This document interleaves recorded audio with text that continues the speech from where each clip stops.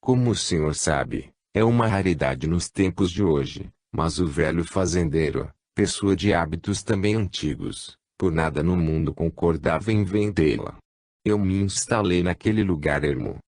Nos primeiros dias me senti melhor, mas logo os sintomas alarmantes reapareceram com força redobrada.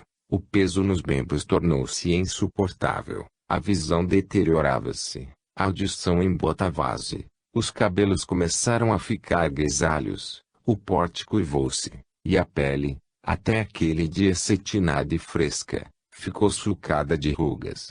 Resumindo, em 2 ou 3 semanas, não consigo determinar exatamente o tempo, pois eu estava feito uma louca, tornei-me uma velha horrível. O estado da minha alma estava péssimo. Eu estava tão acostumada a ser jovem e bonita, que havia esquecido de minha idade atual. Em vão, tentava me convencer de que a vinda da inesperada velhice era coisa natural e que só um acaso inexplicável havia adiado por tanto tempo. Não obstante, não conseguia me habituar a esta ideia. A última fase daquele terrível estado foi demasiadamente dura. Todo o meu corpo parecia ter ressecado. Os cabelos caíam aos cachos. Perdi todos os dentes. Em poucos 3 dias, minha boca não tinha nada. O crânio ficou desnudado. A fraqueza chegou a tal ponto, que já não conseguia me levantar e achava que a hora já tinha chegado.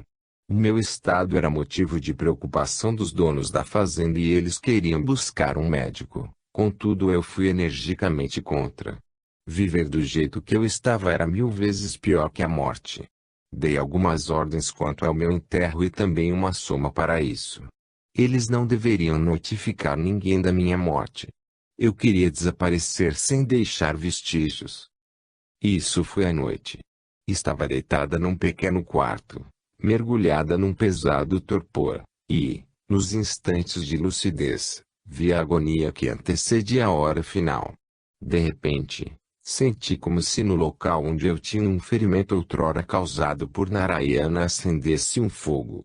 Dali, parecia espargirem flechas ígneas que perfuravam o meu corpo em todas as direções, causando explosões internas ora na mão, ora no pé, ora no olho ou no estômago e assim por diante. Sentia dores lancinantes que iam de um lugar para outro com incrível rapidez.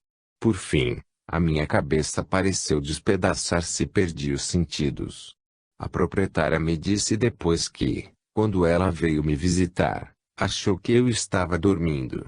Dormi assim por 48 horas. Quando acordei, estava me sentindo bem, apenas com muita fome. A criada que me trouxe o desejo anunciou que eu estava com bom aspecto e havia rejuvenescido 30 anos. Resumindo, a juventude e a beleza me retornaram mais rápidas do que viera a velhice. Paulatinamente, saíram os dentes e os cabelos cresceram, e eu me tornei do jeito como o senhor me vê agora. A minha bondosa anfitriã, no início, olhava-me com medo supersticioso, mas depois se acalmou e confessou-me que considerava a minha enfermidade como uma feitiçaria, cujo efeito sinistro fora quebrado por uma sagrada relíquia que ela, sem que eu percebesse, havia posto embaixo do travesseiro. Eu nada disse, pois também não conseguia explicar o que havia ocorrido comigo.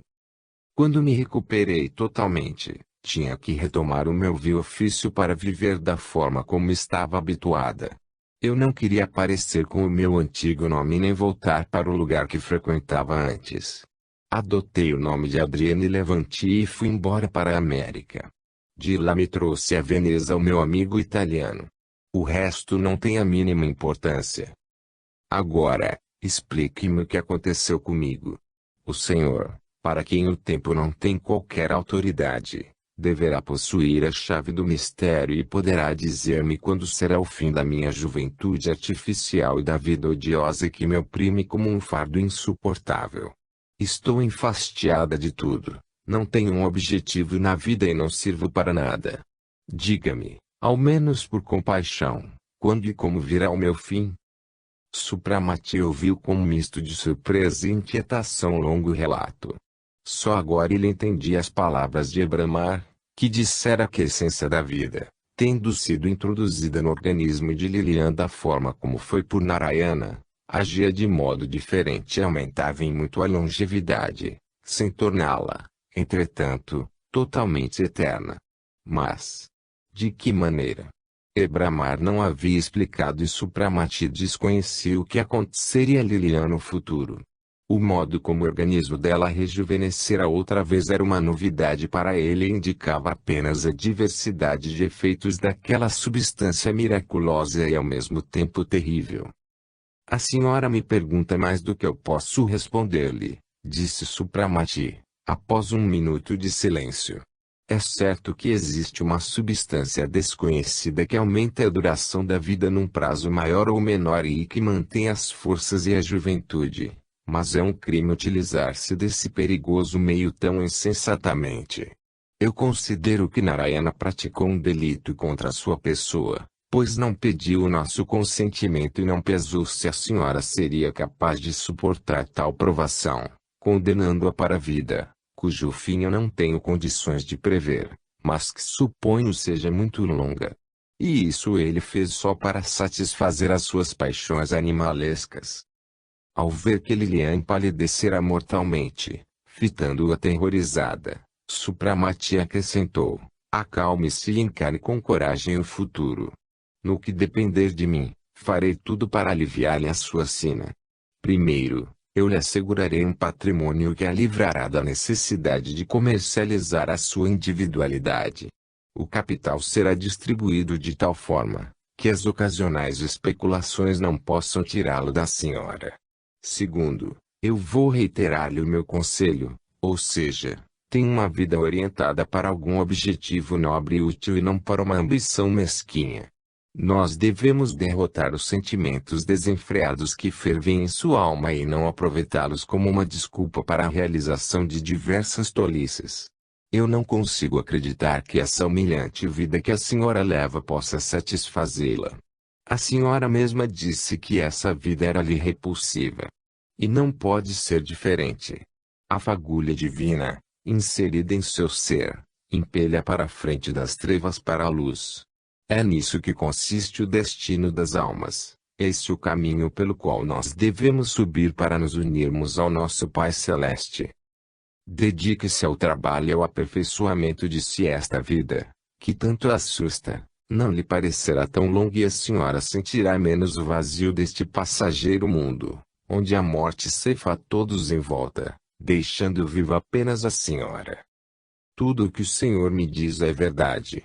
No entanto, quando penso no meu futuro aterrorizante, fico desesperada, balbuciou Lilian, cobrindo o rosto com as mãos. Em seguida, aprumando-se rapidamente, ela acrescentou: o Senhor me diz para trabalhar e me aperfeiçoar. Mas como? De que jeito? O isolamento e beneficência não me satisfazem e não trazem interesse algum para minha vida. Eu cuidarei para arrumar-lhe atividades mais interessantes, observou sorrindo Supramati. Antes de tudo, acertarei as questões patrimoniais. Até logo. Em breve a senhora terá notícias minhas.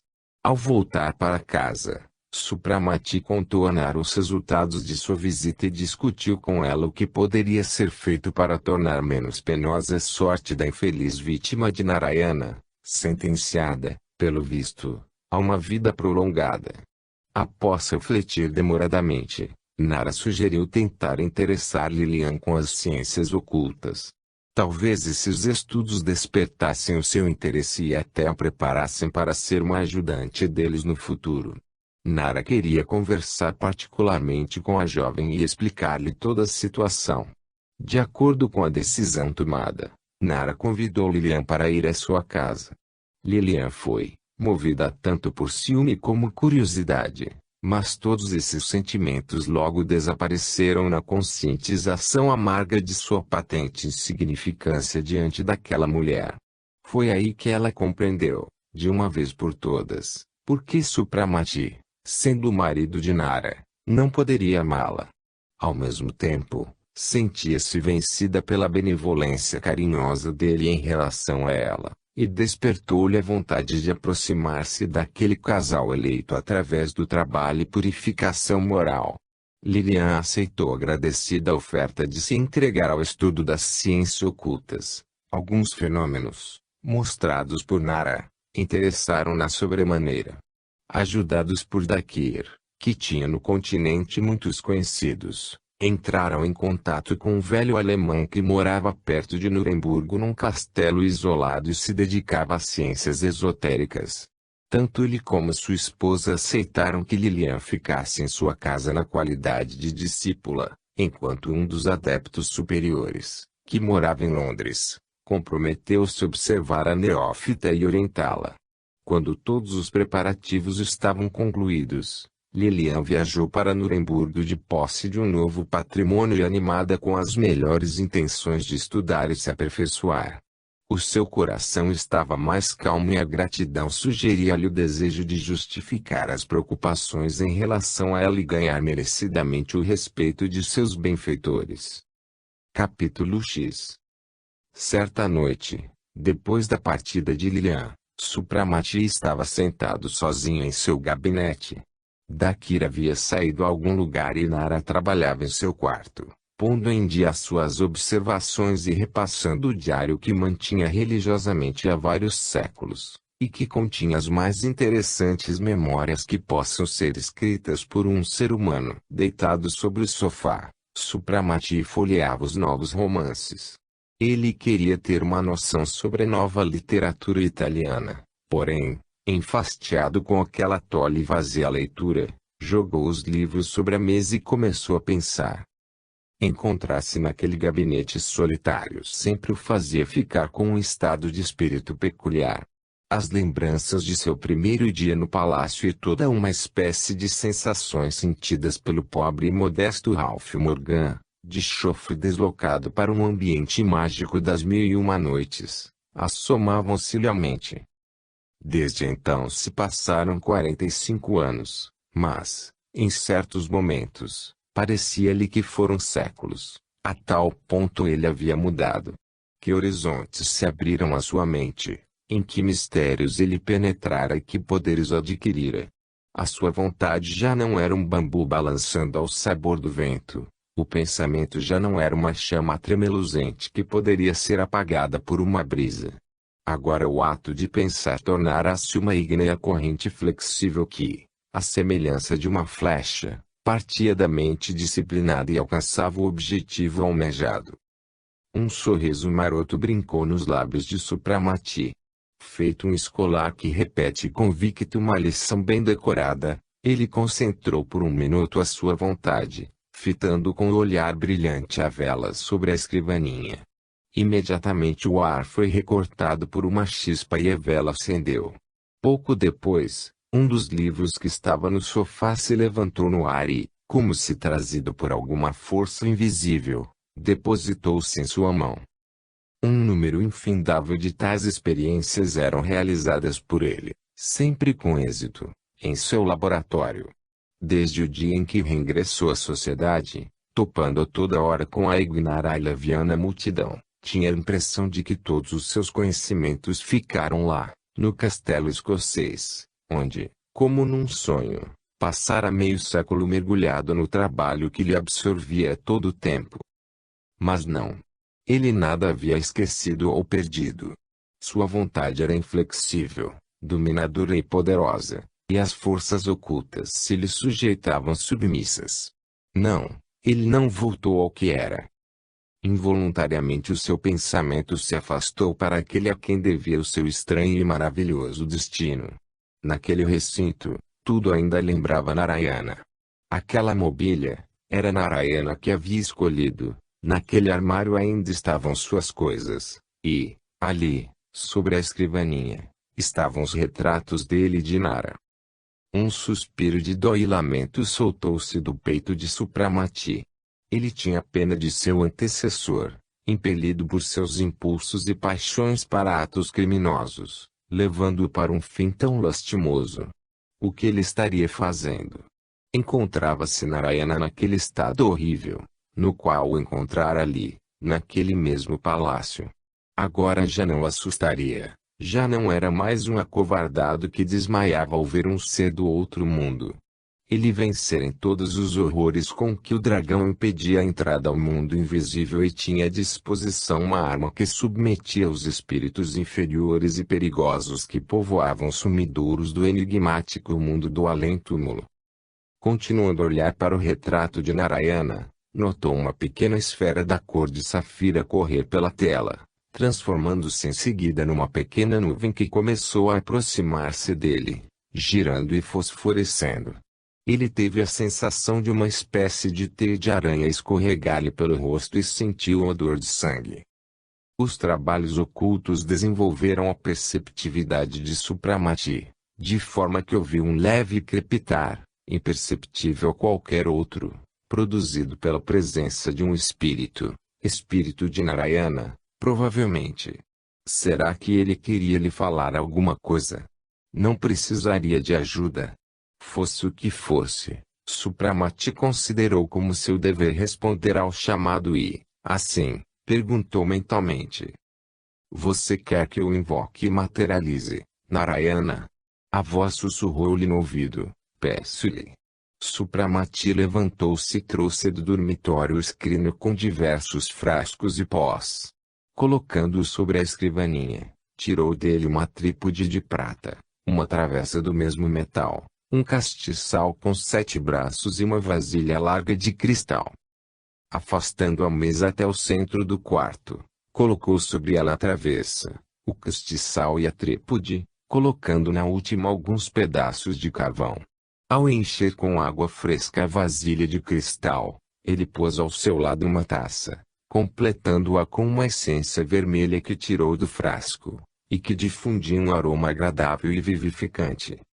Terminados todos os preparativos, apagou a luz elétrica e tirou debaixo das vestes o bastão mágico, pendurado numa corrente de ouro. Após reverenciar norte, sul, leste e oeste, começou a ler cantando as fórmulas mágicas e desenhando no ar sinais misteriosos acima da mesa. Mal haviam desaparecido os contornos luminescentes dos hieróglifos. O ar foi recortado por uma chama crepitante que acendeu as 7 velas e o carvão com o pó, colocado por Supramati. O pó inflamou-se numa chama branca e viva feito luz de magnésio, iluminando os cantos mais afastados do gabinete. O seguir, a chama começou a reverberar todas as cores do prisma e finalmente se apagou com uma pequena explosão. O fenômeno que acabava de ser produzido custava-lhe outrora muito esforço e trabalho, mas Dakir exigia de seu discípulo a estabilidade, necessária para todo aquele que quisesse dominar as ciências ocultas, pois os objetos mágicos não podem ser acesos com chama comum e é necessário invocar o fogo do espaço. Por essa razão, os feiticeiros medíocres que não detêm poderes para invocar esse tipo de fogo, tentam obtê-lo acendendo com um raio algum objeto e mantê-lo a todo custo para sessões de magia. Abaixando o bastão e continuando o canto pausado, Supramati afastou-se da mesa, junto da qual surgiu uma grande mancha cinzenta, transparente como teia de aranha. Uma brisa gelada agitava aquela nuvem. À medida que diminuía e se extinguia a chama branca, a mancha cinzenta densificava-se e esticava-se, tomando a forma de uma figura humana. O ser de contornos indefinidos e 2 pontos fosforescentes no lugar de olhos, cambaleando e oscilando para todos os lados, aproximou-se da mesa. A mão aérea separou-se da massa nevoenta e agarrou a taça, esvaziada pelo estranho ser de um só gole. Quase imediatamente, a figura humana compactou-se e surgiu a cabeça coberta de cabelos negros, que mergulhou por algumas vezes na vasilha com água. A seguir, o vulto nela molhou também as suas 2 mãos. Agora já se podia divisar uma figura alta de homem, envolto numa larga capa branco-cinzenta. Quando o vulto se virou, Supramati deu com o rosto de Narayana que lhe estendia os braços. Agradeço-lhe, amigo Ralph, por você ter atendido ao meu chamado e ter me trazido à vida real, disse Narayana em voz sonora. Supramati apertou-lhe efusivamente a mão. Sou eu é que devo agradecer. De que forma eu poderia pagar-lhe por aquela dádiva sem preço que você havia me dado? Estou feliz que o meu conhecimento tenha permitido que eu trouxesse para cá e pudéssemos conversar. Deixe-me cumprimentá-lo pela mudança de seu estado. Fiquei muito triste na última vez em que o encontrei aqui. Você deve ter trabalhado muito para ter se purificado até esse ponto. Narayana aproximou a poltrona e se sentou. Por alguns instantes o seu olhar vagou pelos objetos em volta. À luz das 7 velas, Supramati reparou que no belo rosto de seu antecessor se gravaram sinais de muito cansaço. Por outro lado, a expressão de raiva infernal e os pequenos chifres vermelhos que se anteviam antigamente por detrás dos cabelos, negros como asa de corvo, desapareceram por completo. Naquele momento, Narayana tinha o aspecto de um homem totalmente real. Virando-se para Supramati, Narayana disse em tom meio zombeteiro, meio melancólico: Na última vez que você me viu, por força dos sofrimentos eu era um ser repulsivo e cruel. Sim. Não há palavras para transmitir aquele inferno que eu passei. Sem dúvida, pequei muito, mas para uma pessoa com o meu caráter era uma enorme tentação viver por centenas de anos, munido de incríveis poderes que me colocavam acima de toda a humanidade. Feliz é você, Ralph Morgan, porque em suas veias corre um sangue calmo e no coração habita um grande amor à ciência. Você vai subir muito na escada do conhecimento e os séculos coroarão a sua fronte com a estrela do mago. Eu, no entanto, fiquei escravo da minha carne, um joguete de minhas paixões desenfreadas e, no espaço, tornei-me um escravo da matéria primordial, que vertia as correntes de vida nas veias fluídicas do meu corpo astral. Você viu como eu decaí.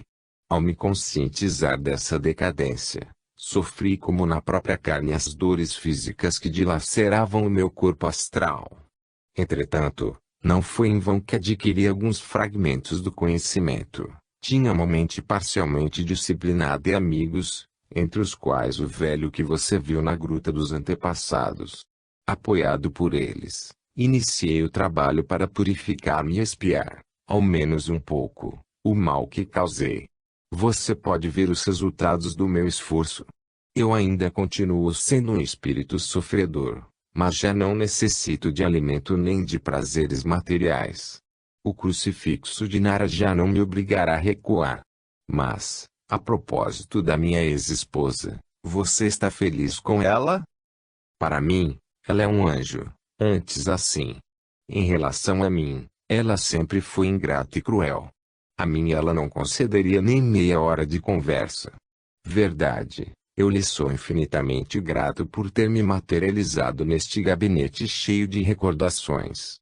Tenho a impressão de que ainda sou o senhor deste castelo. Aos meus olhos você permanece sendo. Eu gostaria de provar melhor a minha gratidão. Se você realmente deseja fazer-me algo agradável, Ralph, ou melhor, Supramati, como aqui o chamam, deixe-me ficar aqui por 15 minutos para sonhar e entregar-me às lembranças, como se eu ainda pertencesse a este mundo. Supramati, que estava sentado na poltrona, levantou-se rapidamente.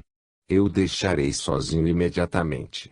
Fique aqui e considere-se como dono desses quartos que ainda respiram você. Supramati fez um sinal amistoso com a mão e retirou-se para o dormitório, cuja porta fechou a chave. Ele não percebera uma estranha expressão de zombaria que cintilou nos olhos do espectro. Mal passaram alguns minutos desde a saída de Supramati do gabinete. A porta oposta, que levava ao aposento da esposa, abriu-se rapidamente e dela irrompeu Nara. Sua aparência denotava inquietude. O que você fez? Gritou ela, correndo até o marido e agarrando a sua mão. Você materializou Narayana e o deixou sozinho no gabinete. Como você pôde fazer essa loucura? Isso é imperdoável. Você não é nenhum profano que se diverte sem entender o que está fazendo. Supramati olhou para ela sem nada entender. Sem esperar pela resposta, ela correu até a porta do gabinete, mas esta se abriu e na soleira surgiu Narayana. Seus olhos negros ardiam, nos lábios vagava um sorriso orgulhoso e triunfante e nas faces pálidas estampara-se um suave rubor. Sua rara beleza apresentava-se em todo o seu esplendor. Constrangido, Supramati olhava admirado para ele, sem entender o motivo de ira de Nara. Não entendia que desgraça poderia dividir uma simples materialização ou do desejo do espírito de ficar por alguns minutos sozinho no quarto, onde ele mesmo viveu por muito tempo.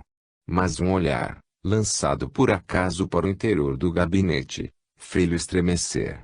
Na parede, em frente da qual estava sentado Narayana, havia uma abertura de cuja existência Supramati nem suspeitava, e sobre a mesa estava um escrínio aberto, que, pelo visto, fora retirado do esconderijo. Ao lado do escrínio, estava um frasco com rolha de ouro, que continha a essência primeva. O insolente espírito ousou se utilizar dela. Supramati empalideceu.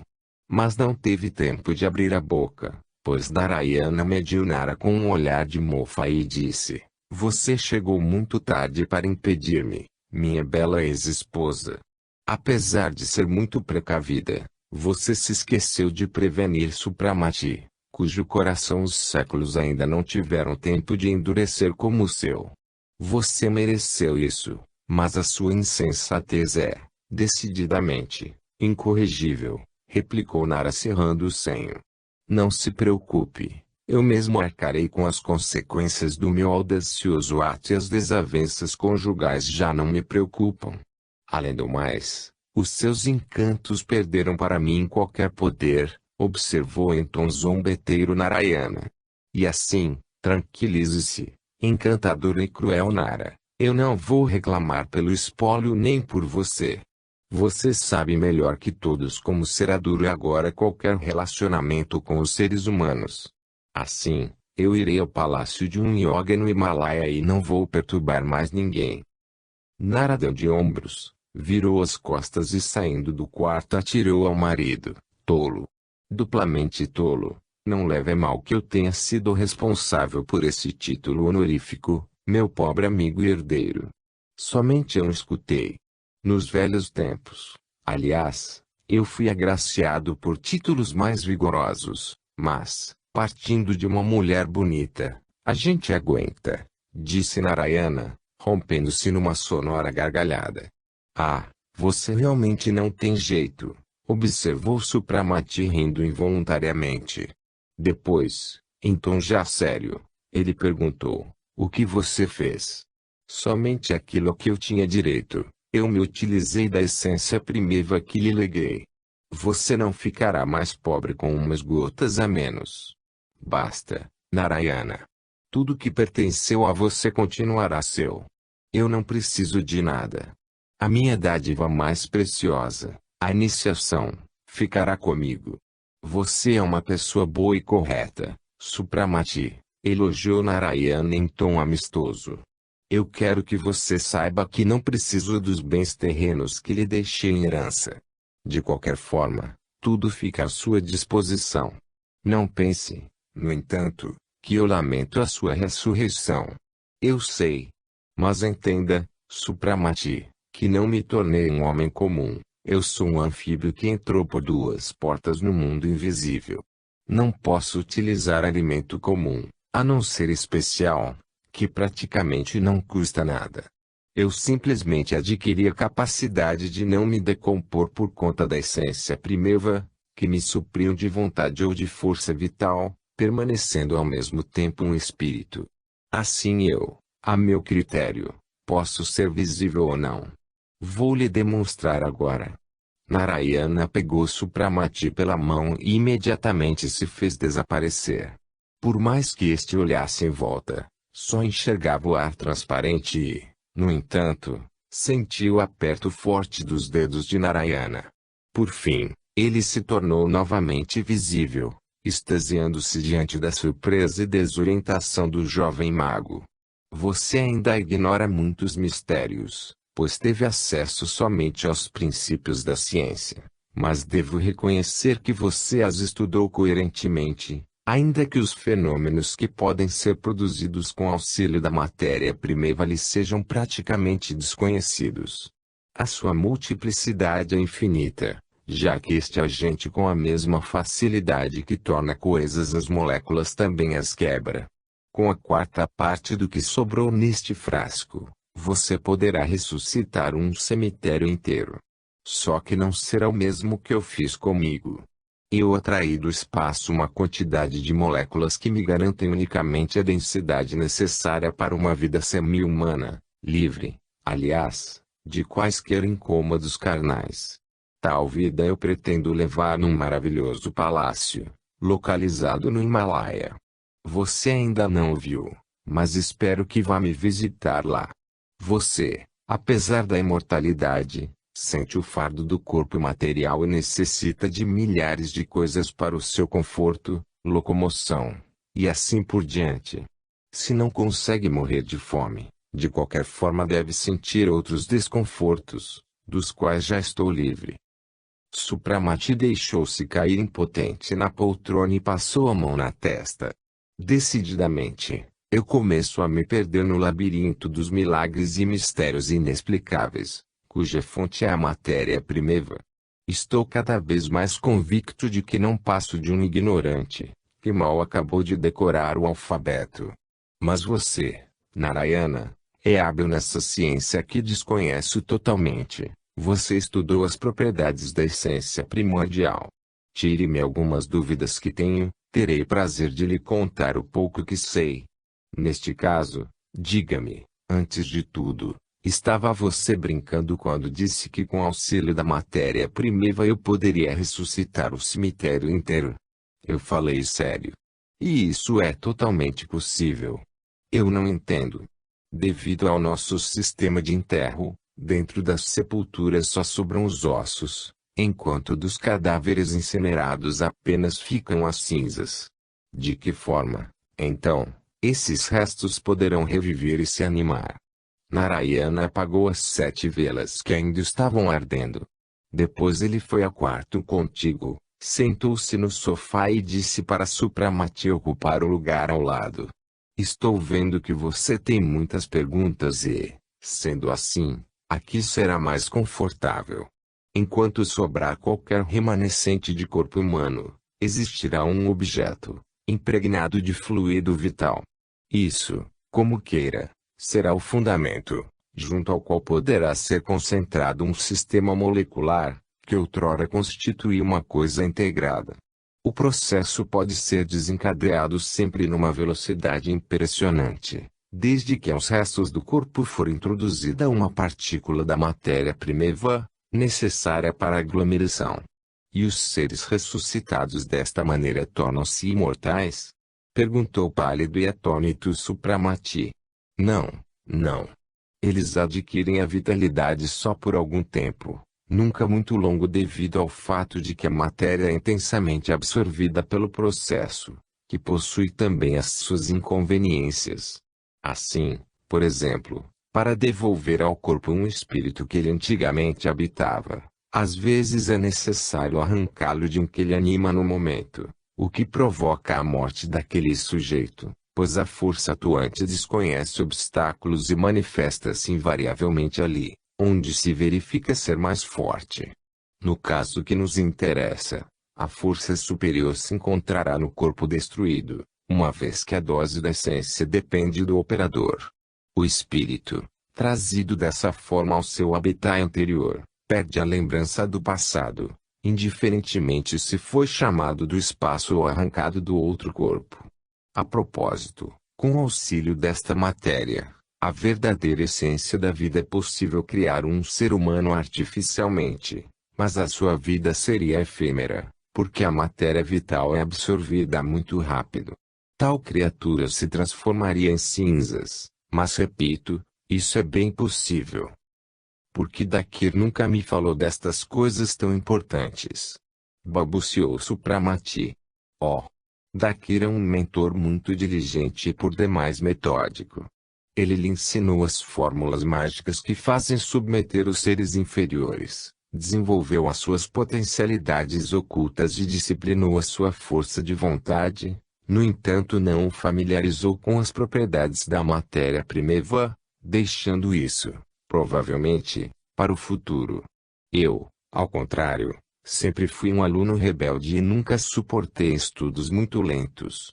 Eu almejava orientar-me em todos os campos da ciência.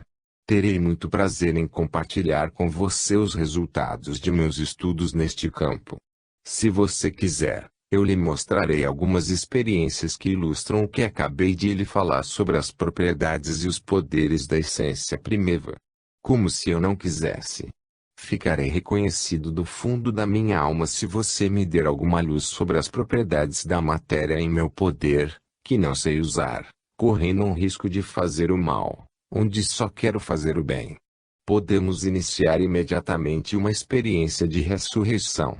Já é quase meia-noite. A hora é favorável, e como eu, graças a Deus, não corro risco de me decompor, entrego-me à sua inteira disposição. Vamos até a Ilha dos Mortos. Lá nós escolheremos alguns defuntos e os faremos voltar para as alegrias da vida.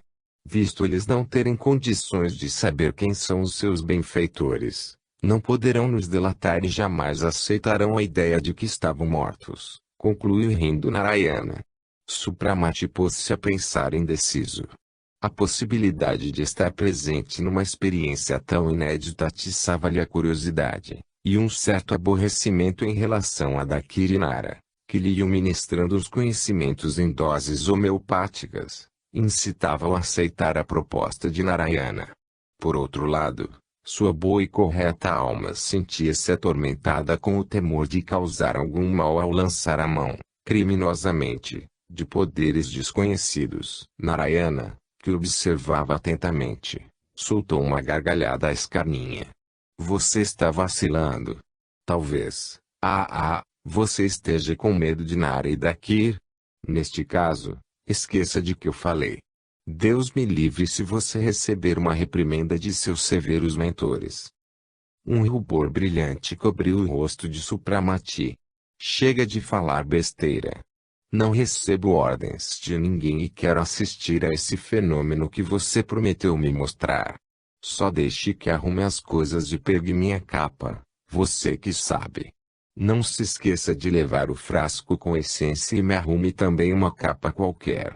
Eu não posso sair à rua com este traje do outro mundo, disse Narayana, atirando para o chão a capa que vestia, e que ao cair, desfez-se toda. Ele encontrava-se agora num traje de veludo violeta com larga gola em renda e botas de cano longo com esporas. Supramati olhou sorrindo e, depois, guardando apressadamente as coisas, perguntou, diga-me, por que Nara tenta impedir, a todo custo, que você adquira o seu atual estado? Isso não lhe é indiferente? Um sorriso enigmático deslizou pelos lábios de Narayana. Pergunte a ela. Talvez ela lhe diga a razão dessa má vontade em relação a mim. Eu não quero irritá-la mais ainda, suscitando talvez suspeitas infundadas. 10 minutos depois, ambos saíram do palácio através de uma escada secreta que dava na laguna lateral. Aos pés da escada, havia um barco. Eu mudei os planos, anunciou Narayana sentando-se no barco e se envolvendo todo na capa. Até a Ilha dos Mortos é muito longe e, além do mais, lá é difícil retirar os ossos. Pensei numa coisa melhor. Perto daqui, aí ele citou o nome de um dos pequenos canais laterais, há um velho palácio semi-destruído. O seu dono, de família antiga tradicional, está totalmente arruinado e subsiste num dos quartos do primeiro andar, onde logo acabará morrendo, opondo-se, entretanto, a vender as ruínas. Naquele palácio havia outrora uma capela sob a qual construíram um túmulo, atualmente esquecido. Lá nós encontraremos o que precisamos. Está bem, concordou Supramati pegando nos remos e se dirigindo ao local apontado. Era um antigo quarteirão de Veneza. As casas, rodeadas por um pequeno canal, tinham em grande parte um aspecto desértico e abandonado. Por fim, Narayana indicou um prédio mais destruído que os demais e disse, que palácio, hein? Pare junto daquela pequena porta à esquerda.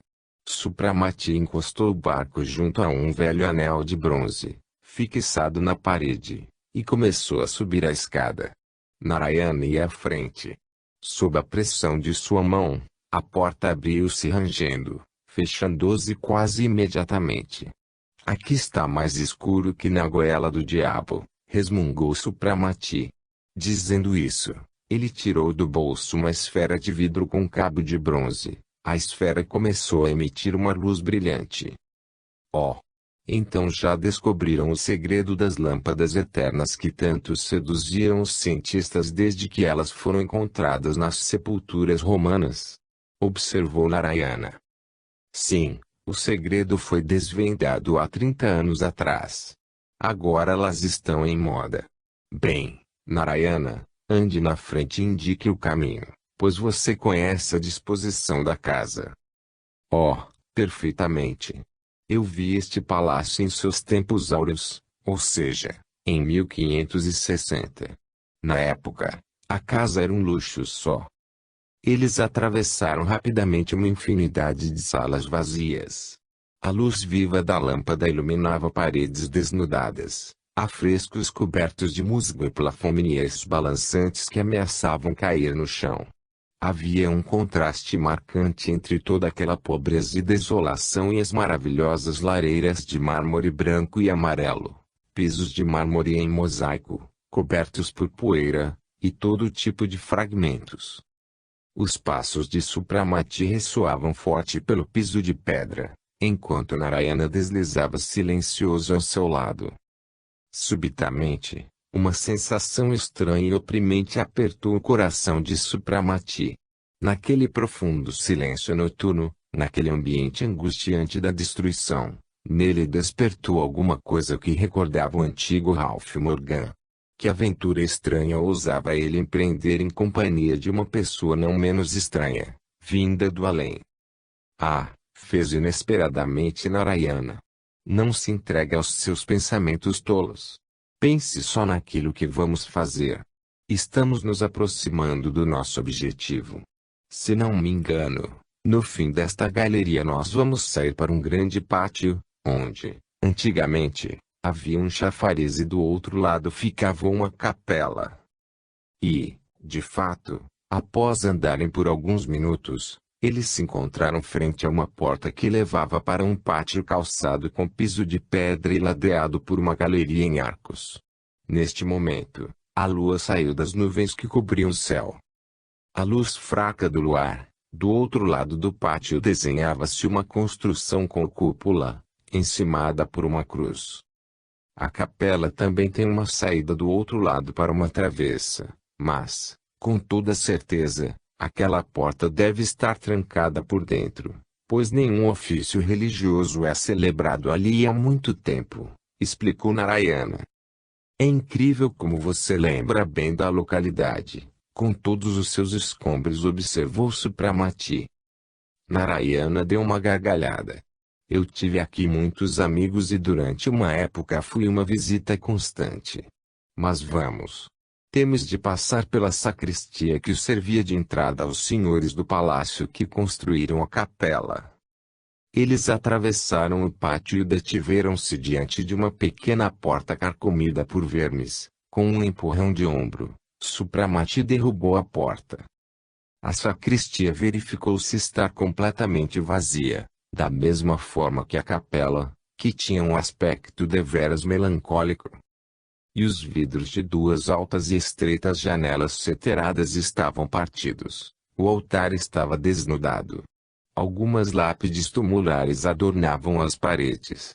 Narayana foi até o fundo da capela, à esquerda do altar, onde se encontrava uma placa de pedra com um anel de bronze embutido no centro. Ele se inclinou e, sem um esforço visível, levantou a tampa. Então, à luz da lâmpada, divisaram os degraus estreitos de uma escada. E a entrada à câmara mortuária, disse Narayana começando a descer a escada. Supramati o seguiu com a lâmpada.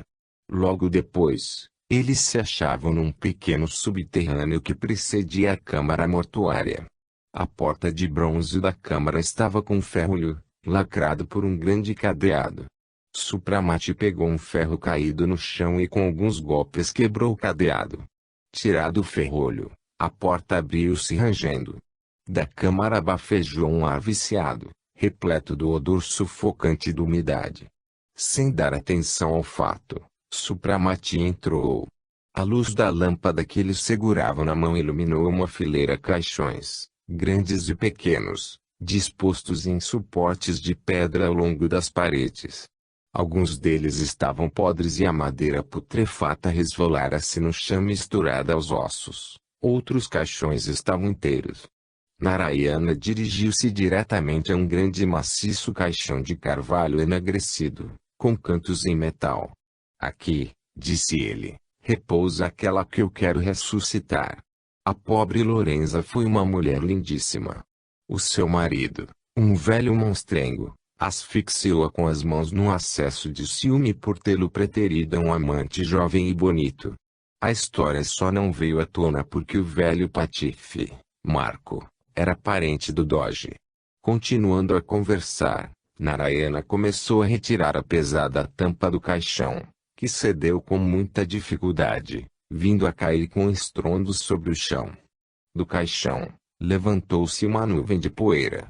Jogando de lado um véu carcomido pelo tempo, Supramati viu o corpo que ali jazia.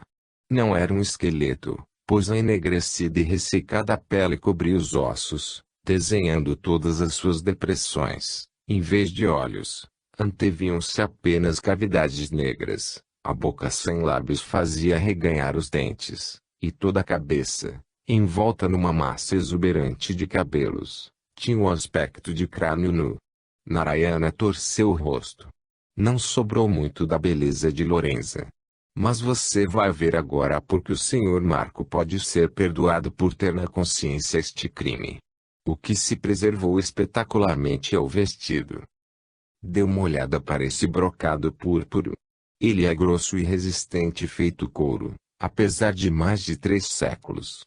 As fábricas de hoje bem que poderiam copiá-lo. Supramati apalpou o tecido, de fato bem conservado. Apenas a renda dourada que adornava o corpete de largas mangas enegreceu totalmente. Bem, está na hora de iniciar o trabalho. Eu vou até a fonte para pegar água, anunciou Narayana. Dizendo isso, ele saiu, enquanto Supramati, confuso e perturbado pelos mais diversos sentimentos, recostou-se na parede.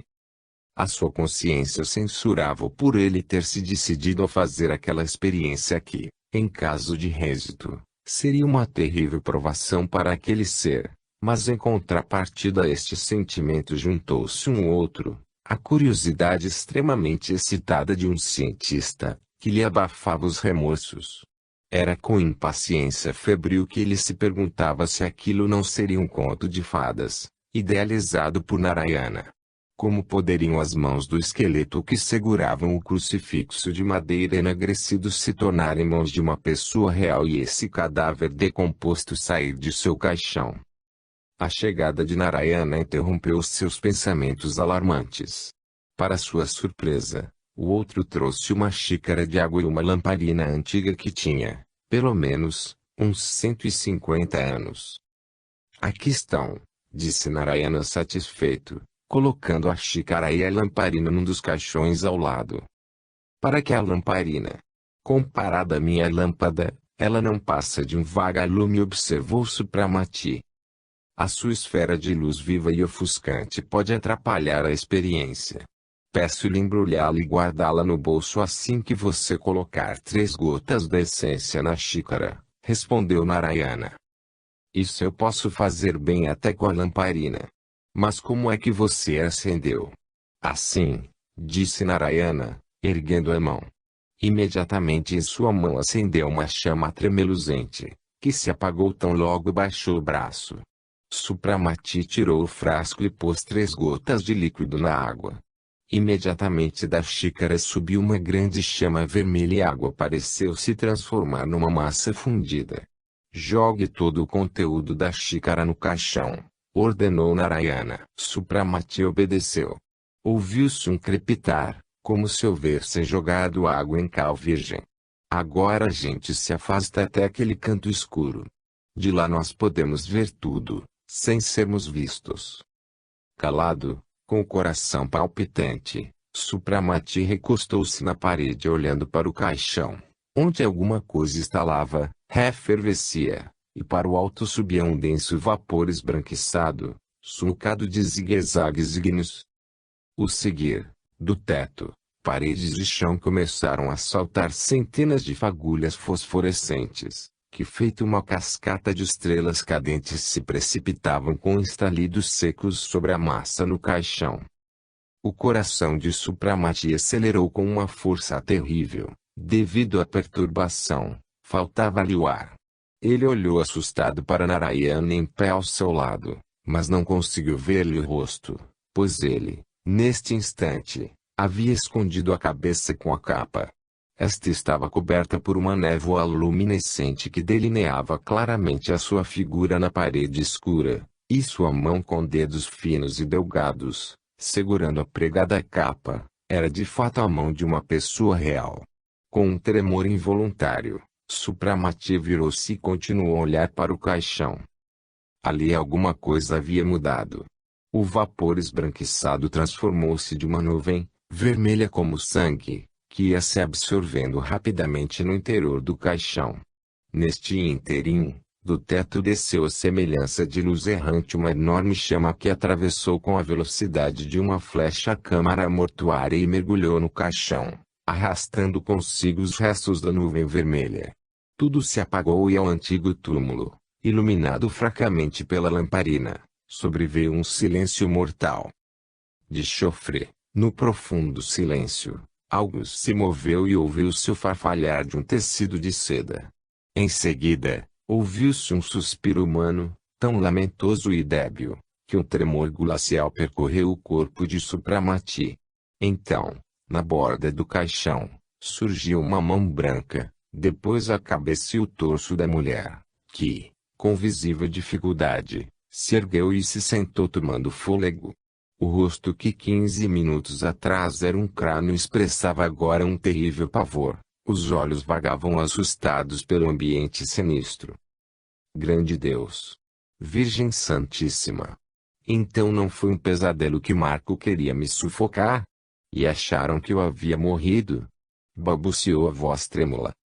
A mulher endireitou-se rapidamente, ergueu-se e saltou cuidadosamente do caixão. Subitamente ela estremeceu e, levantando o pé, olhou para ele atentamente. Quem foi que me colocou estes sapatos rotos? Exclamou ela num linguajar puramente toscano. Tomada por repentina fraqueza, ela se sentou no degrau e agarrou a cabeça com as mãos, querendo, provavelmente, juntar as ideias. Supramati, que observava avidamente, viu que era uma mulher ainda muito jovem, esbelta, com maravilhosos cabelos negros. Dominada indubitavelmente pelo pavor que lhe sugeria aquele sinistro lugar, a jovem levantou-se e pegou a lamparina. Quem poderia ter trazido esta lamparina?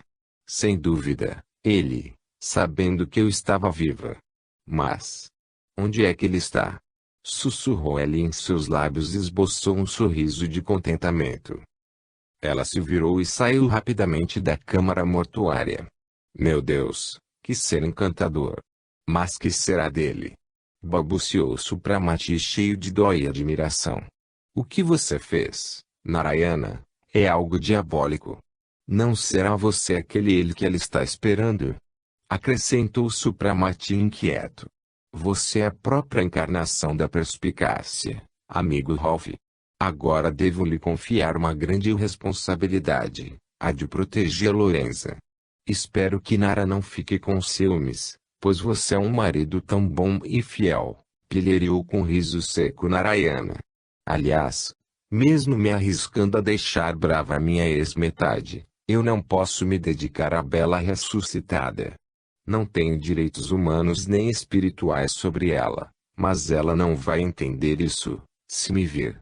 E seu amor só causaria problemas. E agora? Até vista. Suba. A coitadinha está no pátio sem compreender as mudanças que ocorreram com seu palácio. Ofereça-lhe os seus serviços de cavalheiro. A propósito, você poderá voltar ao barco por um caminho mais curto. Na sala onde está a lareira adornada com a cabeça de apoio existe uma porta à esquerda. Ela sai para a galeria que os levará diretamente para o saguão. Eu lhe deixarei a capa que você me deu. A capa será útil para encobrir o traje de Lorenza, que não está muito em moda. Um minuto depois, Supramati já estava sozinho no túmulo. Narayana havia desaparecido. Supramati subiu a escada e viu Lorenza no pátio. Ela, ao que tudo indicava, estava muito assustada, parada indecisa sem ousar ir adiante. Senhora, chamou ele, aproximando-se da jovem. Permita-me acompanhá-lo para um lugar onde a senhora poderá descansar. Supramati falava em italiano. Lorenza levantou para ele os grandes olhos negros e com visível desconfiança examinou a figura alta, envolta numa capa escura, portando um grande chapéu de feltro na cabeça. Subitamente ela recuou e assustada murmurou, Bravi? Um sorriso involuntário aflorou os lábios de Supramati. Tranquilize-se, senhora. Eu sou um nobile e não um bravi. Quero levá-la até a minha esposa. O resto nós discutiremos depois, acrescentou ele, jogando-lhe nos ombros a capa e pegando a lâmpada. Entendo. O senhor foi mandado por Narayana. Ele virá ao meu encontro para proteger-me, disse Lorenza, baixando o capuz. Mas eu não quero ir pela casa. Marco poderá nos ver. Nós podemos sair pela capela. Não tenha medo de nada, senhora. Ninguém nos verá ou deterá. A senhora pode confiar em mim. Visivelmente assustada, Lorenza seguiu-o. Entretanto, quando ela passava pelos quartos vazios e destruídos, foi assaltada por tal pavor, que, agarrando o braço de Supramati, gritou em voz sufocante, o que significa tudo isso? A casa toda está saqueada. O que poderia ter acontecido aqui em poucos dias? A senhora logo saberá de tudo. Aqui não é um local para uma conversa longa, disse Supramati, arrastando a acompanhante para a saída. Durante a viagem, nenhuma palavra foi dita, mas, quando Supramati encostou o barco perto de seu palácio, Lorenza gritou em voz surda. O senhor pretende me entregar? O senhor está me levando ao palácio de Narayana. Aqui ele jamais me esconderia. Leve-me até ele. Eu quero vê-lo, acrescentou ela, desatando-se em pranto. Um sorriso irônico e triste percorreu o rosto de Supramati. Junto com a vida, na alma da infeliz despertara também o amor ao homem traiçoeiro, que fora a causa de sua triste morte e que agora arrancou do túmulo só para realizar uma experiência interessante e provar que ele era capaz de ressuscitar os mortos. Em palavras curtas mas enérgicas, ele convenceu Lorenza a sair do barco e a levou à sala de estar de Nara, pedindo-lhe que esperasse por ele. Ele foi direto para o aposento da esposa para relatar-lhe o ocorrido. Nara não estava dormindo. Ela, aparentemente, estava irritada e andava inquieta pelo quarto. Quando o marido entrou, mediu-o com um olhar sombrio. E então? Qual vai ser a novidade? Que outra besteira você acabou de fazer?